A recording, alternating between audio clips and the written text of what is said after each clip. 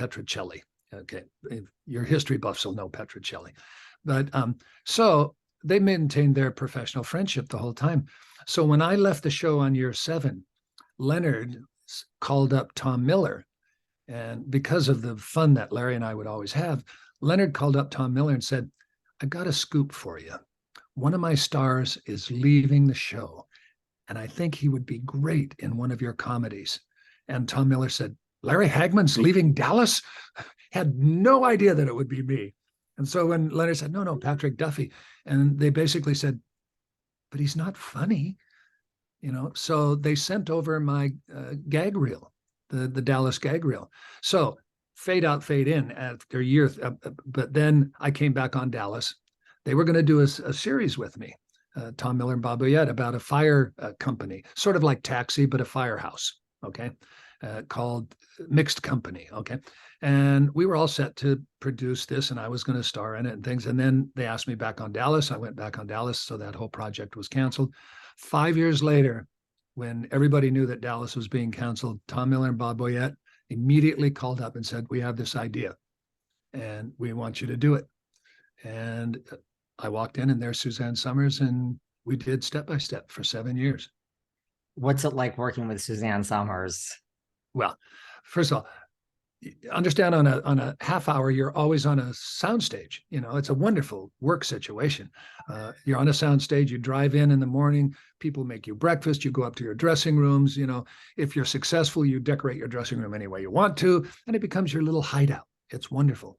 Well, Suzanne decorated hers like a New York penthouse.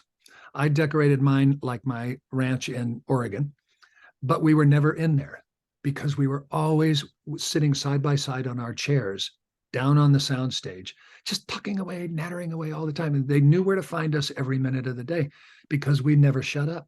We would work together, rehearse together, film together, and sit together talking all the time. It was so much fun. And plus the rest of the cast, they were our children.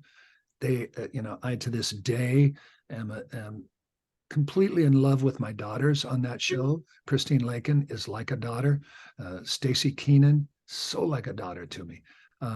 So all of those friendships, maintain themselves. But Suzanne and I just clicked. We just clicked. And it was wonderful. It was, and still is to this day. And such fun and such trust.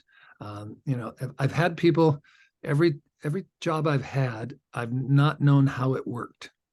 When I did Man from Atlantis, I hadn't done a lick of television. And so I would do something and then look at Belinda, and she would give me a smile like, "Attaboy, you did good," and all that. And I got my confidence from her. On Dallas, I got my confidence from the whole cast, doing a drama. Then when I did I had never done a 3-camera comedy. Suzanne Somers was known for her 3-camera, for, Three's Company. So the first few episodes, I would look to her, and she would give me a smile and a wink and a good job, or maybe you should do it again, that kind of thing. But we developed this trust that then when I started directing Step by Step, there was such a feeling of trust with the cast that it wasn't like I was overstepping my bounds, or pushing an agenda that they didn't feel was right. It was all because I loved each one of them, and that's how we worked. What did you learn from Suzanne Somers, like professionally, just because she was such a queen of comedy? I mean, she is, but certainly Christy Snow and all of that. I learned from her immediately, relax and go for it. They can always pull you back, but give them more than they ask for. Because on 3 cameras, you do a run through of a rehearsal, and then they make notes and rewrite the script, and you do it again the next day with a new script. So if you just are there doing what they want and nothing else, they just do what they want. But if you throw them 10 ideas in the course of your rehearsal during that day, they might do a couple of them. They might be a home run for you. And then it gives you this incentive to search and explore and relax. And she was fearless. She was absolutely fearless. She wasn't afraid to look as stupid as you could possibly look if she thought it was funny for the moment. And it was, a lot of times it was funny, but they said, "No, you can't do that." And she'd go, "Okay," And so I would do the same thing. I would just lay it out there. Why not try it? you know. Why I not try? I became sort of famous on the set because I not famous is not the right word, but they would go, "Oh God, Patrick, you're doing it again."